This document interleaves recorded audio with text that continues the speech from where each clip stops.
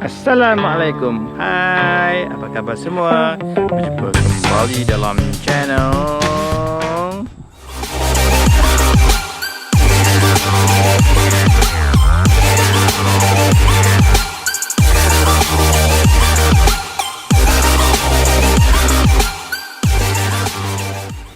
Hai guys. Okey, berjumpa kembali dalam video seterusnya. Okey, saya mendoakan agar anda semua berada dalam sihat-sihat sejahtera selalu di musim-musim Covid ini. Jagalah kesihatan masing-masing agar anda dihindari daripada wabak ataupun pandemik Covid. Okey. Jadi video saya kali ini adalah berkaitan dengan motor baru saya, iaitu motor Dash 125 Fi. Okey. Ini warna kuning punya. Okey, kuning ni adalah warna flagship bagi Honda Dash untuk tahun 2020. Version ni saya tak pasti version berapa, tapi yang ni antara yang latest punya model lah. Jadi saya baru buat balik semalam daripada kedai, seperti mana video saya yang semalam punya lah. Siapa yang dah lihat video saya memang tahulah saya baru ambil motor ni semalam. Okey. Jadi konten video saya pada petang ni adalah first impression saya terhadap motor Honda Dash ni. Jadi saya tak pernah ada Honda Dash, so hari ni saya nak komen lah sedikit ataupun review secara peribadi saya lah, bukan pandangan umum lah, hanya pandangan peribadi saya lah berkaitan dengan motor Honda Dash ni. Okey, jadi pertama kali saya lihat lah motor ni, dari segi rupa bentuknya memang cantik lah, dia punya aerodinamiknya cantik. Berbanding dengan motor-motor yang terkini, dia punya design tu tak ketinggalan lah, bukan dari segi pandangan pertama saya lah bila first impression tu. Jadi di antara warna-warna yang saya tengok tu, daripada merah, daripada kuning, daripada biru, saya punya terkena hati lah warna kuning. Sebab dia punya nampak, dia punya garang ada, cantik pun ada.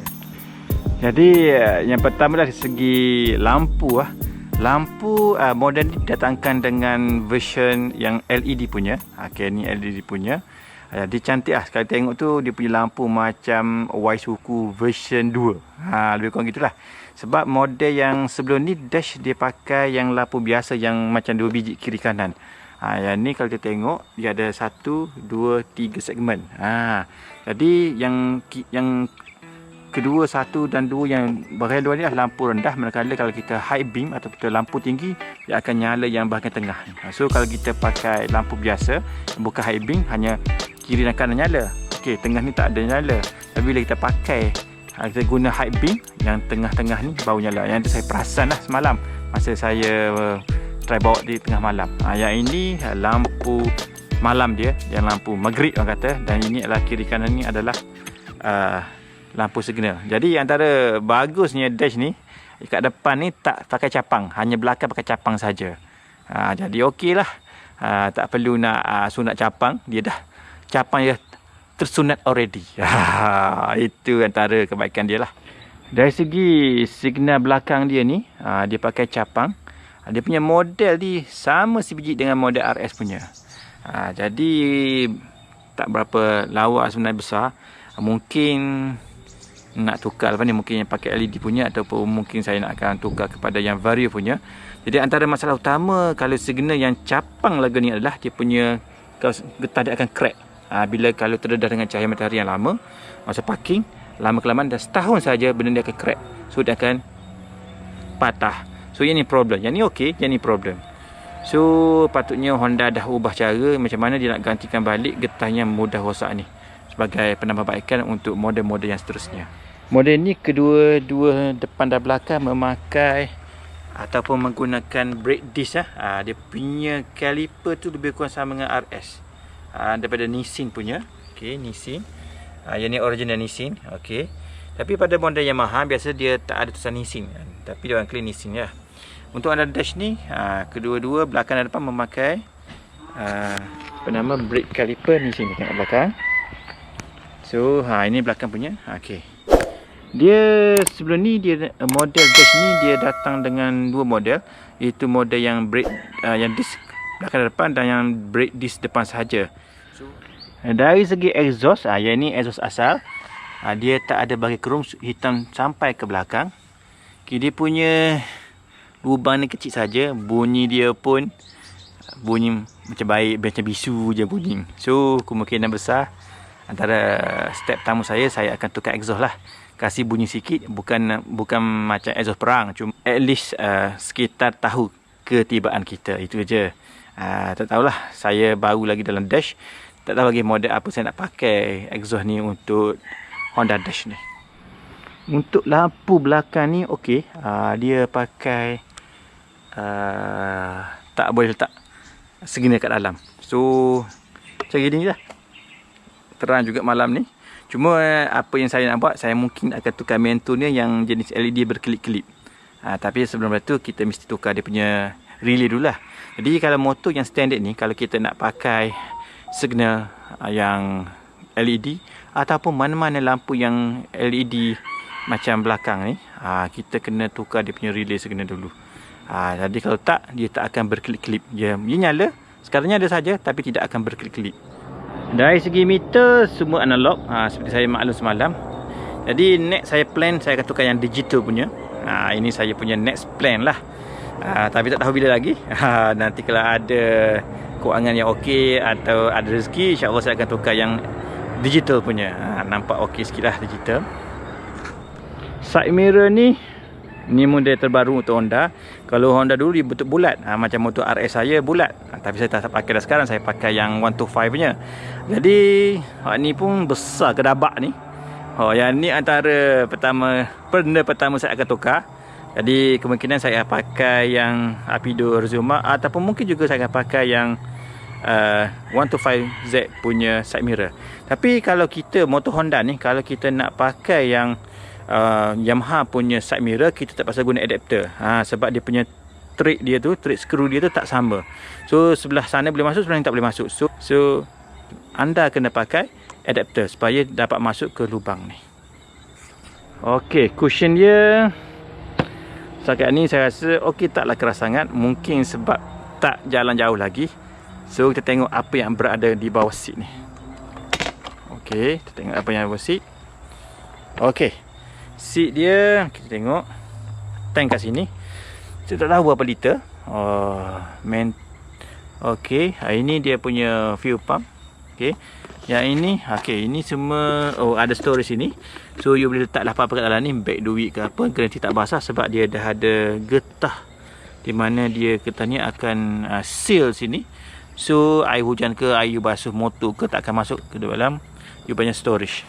Okey, kalau kita nak tutup ni, dia akan sedikit keras, you kena tekan kuat sikit. Baru masuk. Okey. Tentang cushion juga, seat ni, sepatutnya kalau model-model baru ni macam Yamaha punya, kita boleh buka melalui main switch. Jadi tak perlulah kita cabut switch untuk buka daripada sinilah. Sepatutnya macam Yamaha lah, Y suku kan, dia dah start guna membuka seat kat sini. So sepatutnya Honda dah buat benda tu lah, baru boleh lawan Yamaha kan. Ni engine dia sangat smooth. Gear nak masuk pun very smooth. Masa kita masuk gear 1, gear 2, gear 3 dan sampai gear 4 tu, no problem, very smooth. Mungkin sebab baru kot. Tapi gitulah. Dan juga throttle dia tu, kita ringan sangat lah. Kita pusing dia tu, dia dah ke depan dah. Dari segi pick up memang power. Tapi dari segi top speed saya belum test lagi sebab masih dalam tempoh berpantang. Mungkin selepas 1000 km dan selepas saya tukar dia punya EO, insyaAllah lah saya akan test top speed berapa untuk standard sebelum dimodifikasikan. Nanti bila dah cukup 1000 km, saya akan tukar EO yang 1030 juga. Jadi kepada mereka yang tak pernah baca manual, belek-belek lah manual tu, memang disyorkan untuk Honda ni lah 1030, termasuk saya punya RS lah. Ramai orang pakai 1040, 15, 50 dan sebagainya, 20-50 pun ada. Jadi motor underbone ni atau motor cup ni, dia parts engine dia sangat kecil. So dia tak boleh pakai EO yang likat-likat. Habis terik ataupun habis tinggi pun 1040. Janganlah pakai 20-50 dan sebagainya. Jadi saya syorkan pakai yang 1030 untuk Honda. Overallnya, setiap motor ni ada yang kita suka, ada yang kita tidak suka. Jadi pandangan saya secara peribadi lah. Mungkin orang lain dia punya pandangan berbeza dengan saya. Cuma secara peribadinya, antara benda yang saya suka motor ni adalah, pertama adalah dia punya lampu. Lampu dipakai LED. Okey. Bentuk pun lawa. Dia punya satu lagi bentuk aerodinamiknya, warnanya okey. Rim dia datangkan dengan rim sport. Okeylah, dia punya dengan lace ataupun line, dia punya bingkai rim. Sistem brake dia saya suka. Seginar depan okey. Dia tak ada capang. Dari segi enjin saya suka dia punya shift gear dia sangat smooth dan enjinnya sangat pick up. Cuma top kita tak tahu lagi. Satu lagi apa yang saya suka adalah dia punya dalam seat ni, dia punya storage dia luas, untuk kita letak barang. Kita boleh letak dompet kita boleh letak handphone kita dan sebagainya. Jadi itulah beberapa perkara yang saya suka. Yang saya tak berapa perkenan adalah motor ni, pertama adalah segi signal lah. Signal belakang ni masih capang. Capang ni boleh, tak ada masalah, sebab ikut perundangan baru memang kena pakai capang. Tapi carilah capang yang lawa sikit ke. Lampu belakang ni bentuk dia biarlah sporty sikit lah, macam motor RS ke Waisuku ke. Dari segi meter, better ataupun Honda patutnya dah tukar yang digital punya. Sekarang ni musim digital, analog ni dah ketinggalan sedikit. So walaupun tidak digital sebetulnya pun, kombinasi antara analog dan digital pun okey. Dan saya tak suka lagi adalah dia punya side mirror terlalu besar gedabak sangat, bentuk pun macam telinga. Kalau boleh pakai yang lebih cun lagi lah. Rasa tak banyak yang saya tak suka, sebab saya memang motor ni saya berkenan. Itu pandangan peribadi saya lah. Mungkin kalau anda semua mempunyai pandangan berbeza ataupun apa pandangan, bolehlah komen di bawah di ruang komen nanti. Anda boleh komen, boleh bagi pandangan anda. Mungkin dengan pandangan anda ini ataupun pendapat anda, boleh kita sama-sama meningkatkan pengetahuan tentang motor ni, ataupun kita boleh share apa yang anda rasa ataupun yang anda tahu berkaitan dengan motor ni. Okey,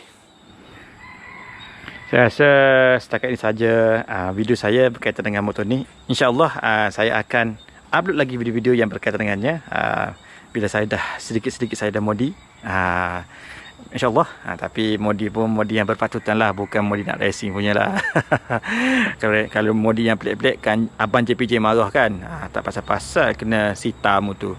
Okey, jadi kepada mereka yang baru ke channel saya, jangan lupa like, share, komen, dan terakhir sekali subscribe. Subscribe itu free, gratis. Jangan malah, jangan kedekut. Subscribe ya. Dan boleh share di mana-mana sahaja video saya nanti. Okey, saya rasa setakat ini saja dahulu. Sekian, terima kasih. Assalamualaikum warahmatullahi wabarakatuh. Alright.